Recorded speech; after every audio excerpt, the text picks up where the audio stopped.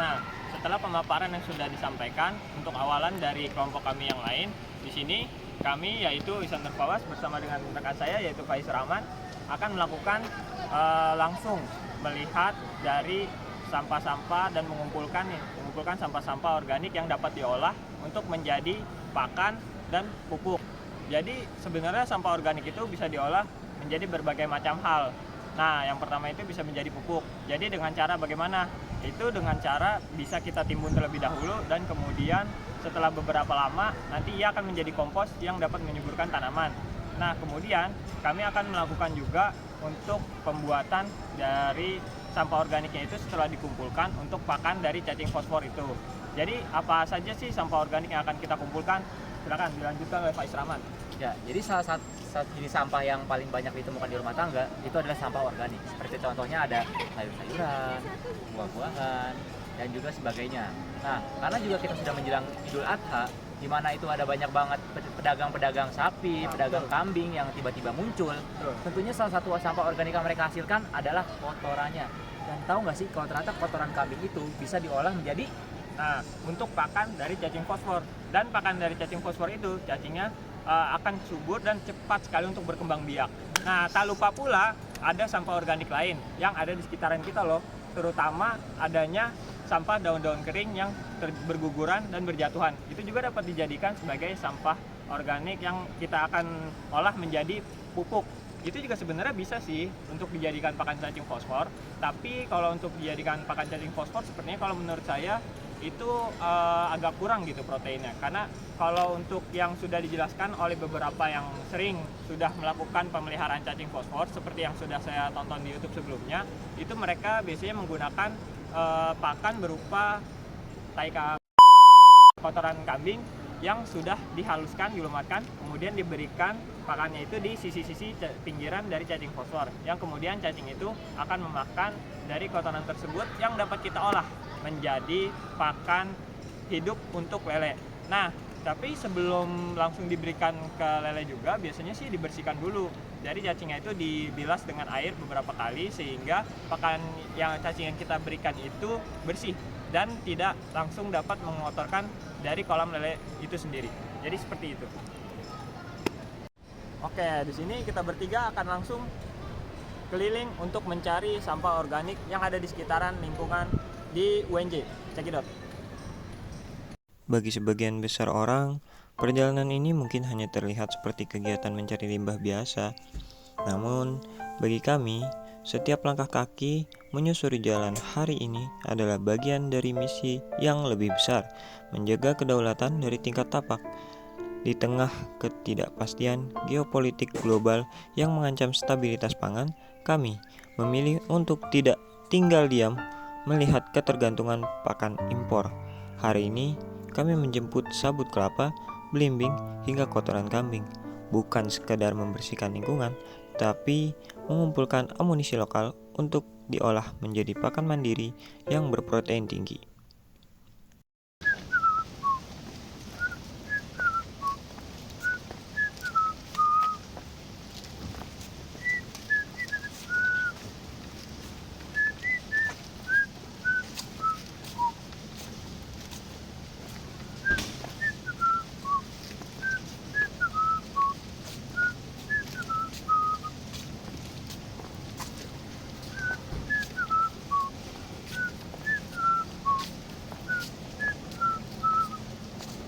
perosotan dulu Hasan.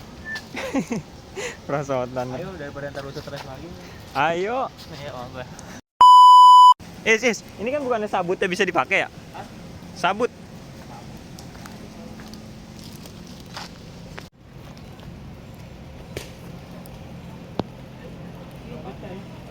Yang ini kali yang udah tua.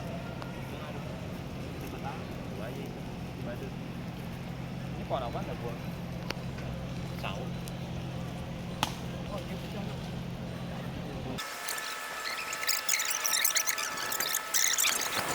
Udah masukin.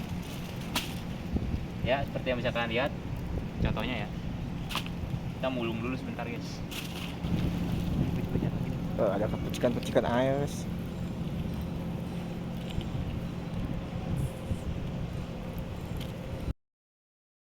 beli HP yang kameranya bagus ini.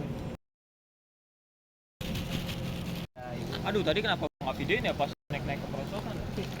Aman foto dong foto. Kameramen harus selalu siap, Pak. Kameramen harus selalu on biar 20 menit. Sementara itu, di suatu dimensi yang lain,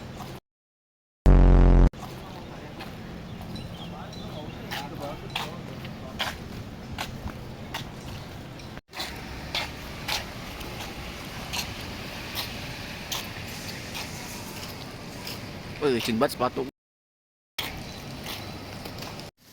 Setelah mendapatkan sabut kelapa dan belimbing, kami akan melakukan diskusi dengan pedagang kambing tentang pengolahan kotorannya sebagai pakan cacing fosfor maupun sebagai pupuk urea. Ini akhirnya ada project. Ya. Jadi itu pengolahan sampah organik. Ya. Pengolahan sampah organik yang dari kotoran kambing gitu. Iya. Nah, di sini ada beberapa pertanyaan yang saya pengen ajuin ya Pak. Jadi kan kalau selama ini nih kotoran itu biasanya dibuang kemana nih Pak? Kalau Saya ke Pelbak. Apa? GMT. GMT. GMT tuh dulu namanya GMT. Sekarang kan udah pemerintah punya, dulu GMT itu swasta. Oh, jadi itu dia udah diolah juga? Belum ada bak sampah kalau nggak salah deh. Oh, belum ada bakar. Iya. Mungkin ini kan pegang saham, mungkin di pegang saham ini kan pegang saham, mungkin di kelurahan lain mungkin udah ada kali.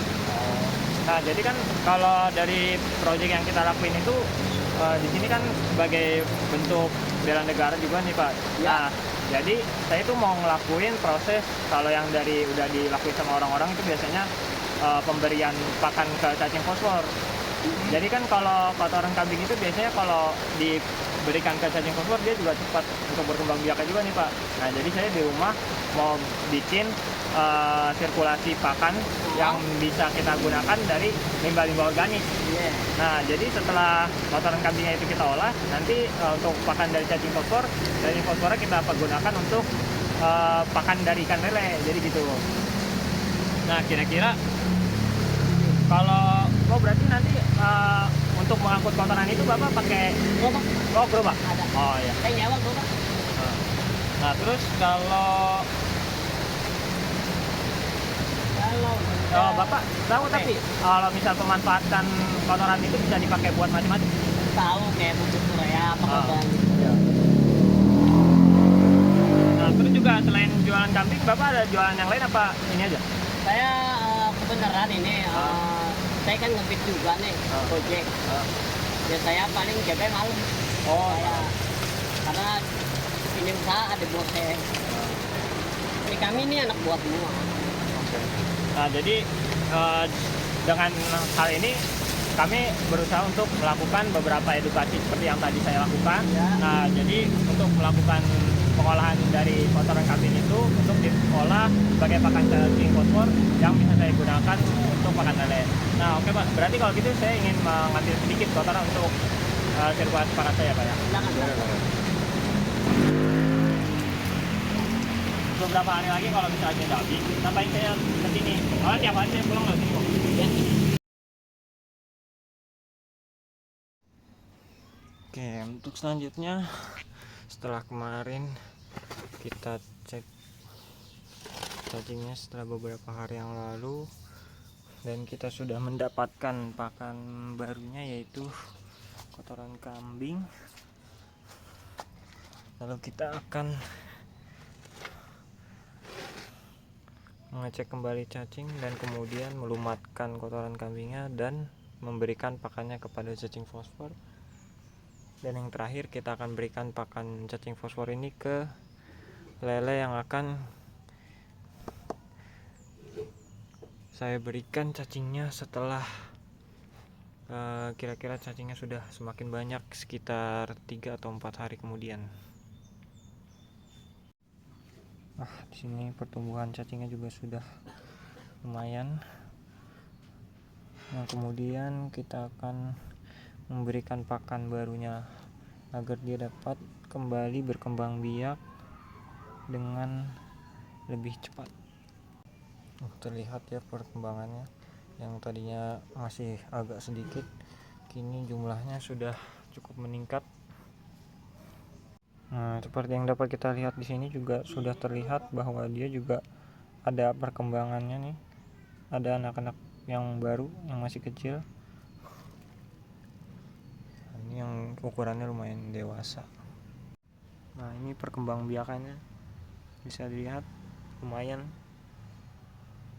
sudah bertambah jumlahnya ketimbang awal pertama kali membeli, hanya beberapa bagian cacing saja. Yang sekarang ini sudah lumayan besar-besar. Nah, kemudian kita harus membuat kira-kira seperti ini.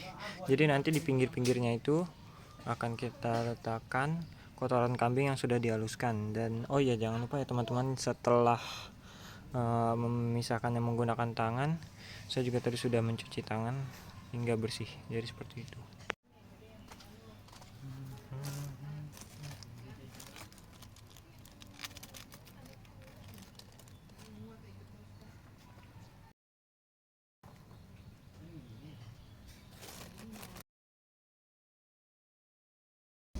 Oh iya, dan ini juga sabut kelapa tadi yang kita temukan, yang bisa menjadi tempat untuk berlindungnya cacing, karena biasanya cacing itu dia sering untuk menjadikan sabut kelapa ini sebagai tempat untuk bersembunyi. Ini juga ada tadi bahan organik lain, yaitu buah belimbing yang jatuh.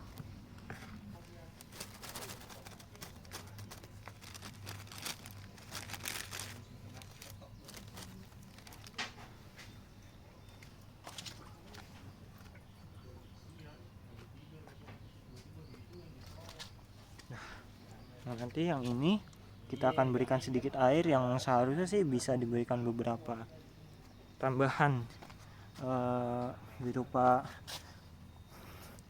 suplemen-suplemen gitu, biar supaya cacingnya juga cepat berkembang biak. Tapi kalau untuk menambah pakan atau menambah biaya untuk membeli suplemen tersebut, ya sama saja dengan kita memberikan pelet. Jadi cukup dengan kotoran kambing ini, lalu kita tambahkan air sedikit yang kita akan haluskan, dan kemudian langsung saja kita akan taburkan di bagian pinggir-pinggir sisi dari tempat kita tadi memberikan pakan terhadap cacing. Jadi seperti itu.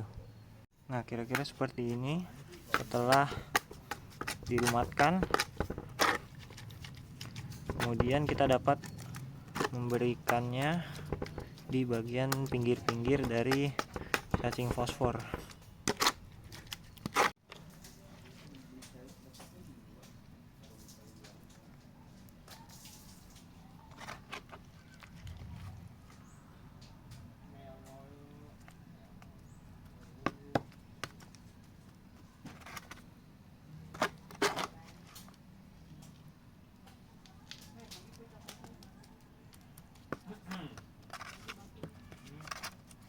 Kemudian setelah diberikan pakan di area sisi-sisinya, nah yang bagian tengah ini kita akan ratakan kembali.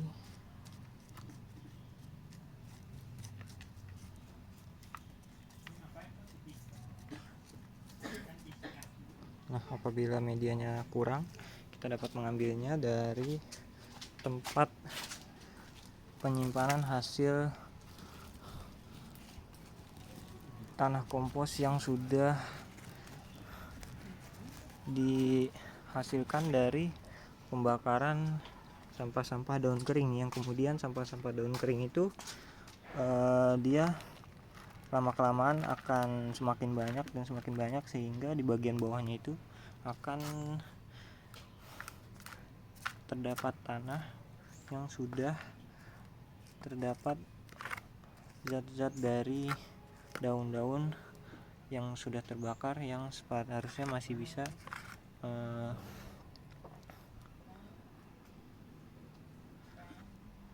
menambahkan hasil kesuburan untuk pakan kita. Nah, ini setelah kita tambahkan tanah kembali dengan media, Sekarang kita tinggal menunggunya sekitar 1 minggu. Nah, setelah waktu 1 minggu ini seharusnya pakan sudah mulai berkurang dan cacingnya juga sudah berkembang biak.